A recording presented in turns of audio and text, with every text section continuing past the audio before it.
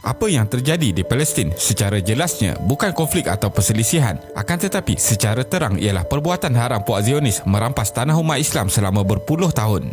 Sejak tahun 1948, kaum Yahudi yang datang dari Eropah ke Palestin mula menghalau penduduk asal Arab Palestin sedikit demi sedikit, sehinggalah kebanyakan kawasan sudah dikuasai Israel pada hari ini. Sebelum tahun 1948, kurang 6% kawasan tanah dimiliki Yahudi di Palestin. Akan tetapi pada hari ini, hampir keseluruhan negara Palestin dirampas secara kejam oleh Zionis bagi memenuhi cita-cita mereka membentuk negara haram Israel. Gerakan Zionis muncul sebagai satu ideologi bagi mendirikan satu negara untuk kaum Yahudi yang bertebaran di Eropah. Ketika ini, kira-kira 42% dari jumlah populasi Yahudi dunia menetap di Israel. Jadi, dalam video kali ini, kita akan melihat mengenai sejarah dan ketegangan yang berlaku di Palestin. Teruskan menonton. Perbezaan Yahudi dan Zionis. Yahudi berasal daripada Bani Israel atau Ibrani dari Timur Tengah Purba. Mereka adalah golongan diaspora, iaitu hidup bertebaran di seluruh dunia tanpa sebuah negara tetap sejak sebelum Masihi lagi. Antaranya ialah tinggal di Timur Eropah yang dikenali sebagai Yahudi Ashkenazi, tinggal di Iberia iaitu Spanyol dan Portugal yang dikenali sebagai Yahudi Sephardi, dan tinggal di Timur Tengah yang dikenali sebagai Yahudi Mizrahi. Golongan Yahudi banyak ditindas di barat, terutamanya di wilayah Eropah Timur.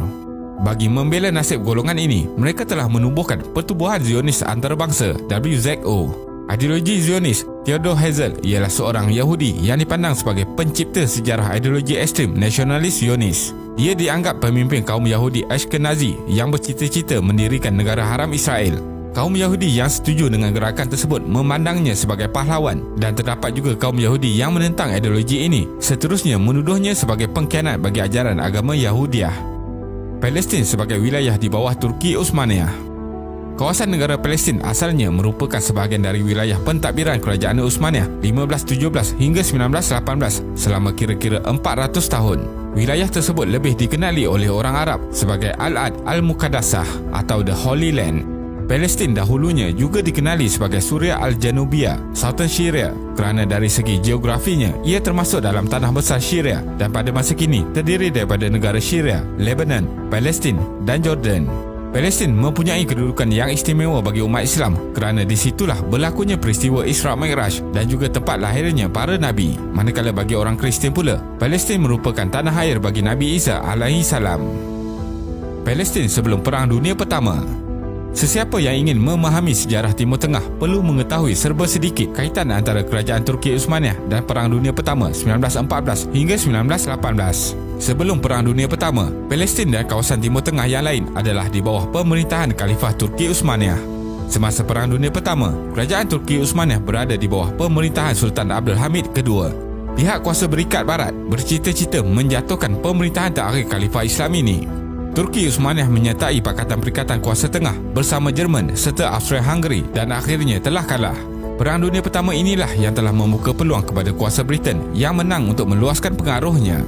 Timur Tengah menjadi seperti medan permainan kuasa-kuasa Eropah dan sepadan bekas wilayah Turki Utsmaniyah dibahagikan kepada zon Perancis dan Britain.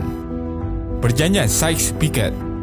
Dengan kekalahan Turki Utsmaniyah dalam Perang Dunia Pertama, bekas wilayahnya di Timur Tengah dibahagikan menurut perjanjian rahsia dibuat antara Britain dan Perancis, iaitu Sykes-Picot pada tahun 1916. Perancis mendapat Syria dan Lebanon, Britain pula mendapat Palestin, Jordan dan Iraq.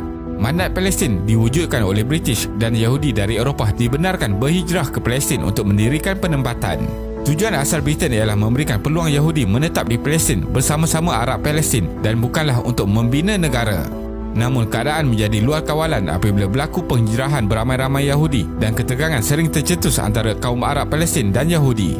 Britain akhirnya hanya melepaskan tangan apabila keadaan tidak terkawal dan menyerahkan urusan kepada Pertubuhan Bangsa-Bangsa Bersatu (PBB).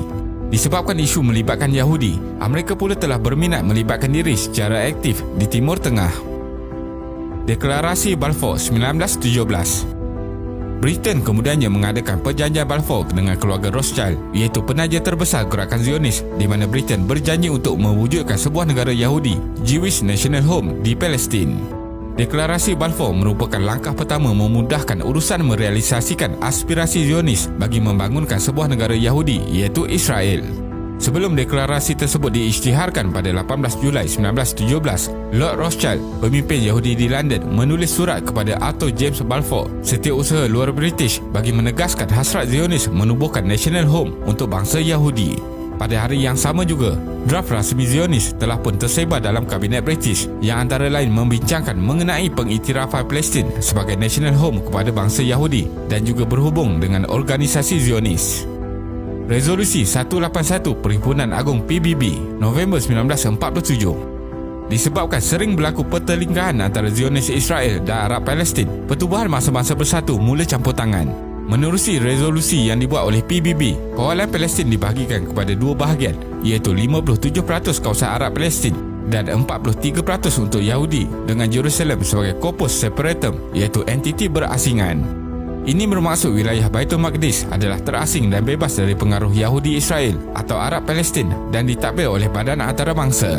Negara-negara Arab lain termasuk Mesir, Jordan dan Syria membantah pelan PBB tersebut, maka tercetuslah Perang Arab Israel pada 15 Mei 1948 yang juga merupakan hari Israel mengisytiharkan negara haram mereka. Namun, negara-negara Arab ini tidak berperang dengan bersungguh dan akhirnya menerima syarat gencatan senjata dengan Israel pada Mac 1949. Hasilnya, Mesir memperolehi Gaza, Jordan mendapat tebing barat dan Jerusalem Timur. Ini merupakan sepadan 1949 atau garisan hijau yang dianggap sebagai sempadan negara yang sah. Perang 6 hari. Israel melancarkan pula serangan ke atas Pakatan Mesir, Syria, Jordan, dan Israel akhirnya berjaya meluaskan lagi sempadan. Perang Arab Israel ini berlangsung selama 6 hari pada 5 Jun hingga 11 Jun 1967. Pada 5 Jun hingga 11 Jun 1967 telah merubah landscape geopolitik Timur Tengah sehingga hari ini. Ia juga melibatkan pengaruh blok kuasa luar iaitu Amerika Syarikat dan Soviet Union. Israel menggunakan masa selama 6 hari sahaja untuk mengalahkan gabungan tentera negara Arab dengan menumpukan kekuatan tentera udara mereka. Israel berjaya merampas Gaza dan Semenanjung Sinai daripada Mesir, tebing barat dan Jerusalem Timur daripada Jordan, serta dataran tinggi Golan dari Syria. Baitul Maqdis Timur, di mana terletaknya Masjid Al-Aqsa, turut dirampas Israel. Ini menjadi sempadan 1967 yang dikecam seluruh dunia termasuk PBB. Bagi Zionis, inilah sempadan ideal yang diimpikan. Di kalangan orang Arab, tarikh 5 Jun diperingati sebagai An-Naksah, iaitu sama seperti An-Nakbah pada 15 Mei 1948, di mana tertubuhnya negara haram Israel dan penghalauan serta penghapusan etnik penduduk Palestin. Orang Yahudi percaya Tuhan mencipta alam semesta dalam masa 6 hari. Oleh itu, perang 6 hari ini memberi keyakinan bahawa mereka adalah bangsa pilihan. PBB mengeluarkan resolusi 242 pada November 1967 dengan mengarahkan Israel berundur ke sempadan sebelum perang, namun tidak dilayan oleh bangsa ini. Perang Yom Kippur. Pada tahun 1973, Pakatan Arab kembali bangkit mencetuskan Perang Yom Kippur pada bulan Ramadan.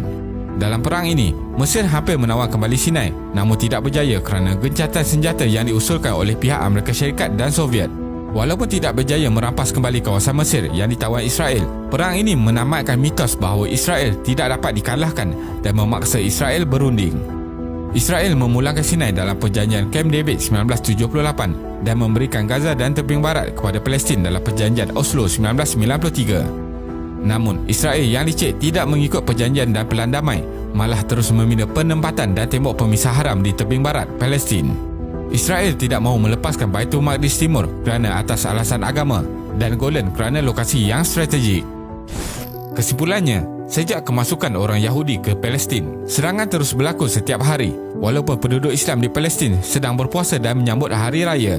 Keadaan menjadi lebih buruk setelah media barat kebanyakannya tidak melaporkan berita yang tepat tetapi lebih memihak kepada Israel. Situasi ini telah pun mencetuskan kemarahan umat Islam di seluruh dunia, seterusnya memberikan tekanan kepada Israel untuk menghentikan serangan ini. Terima kasih kerana menonton dan jangan lupa subscribe. Jumpa lagi.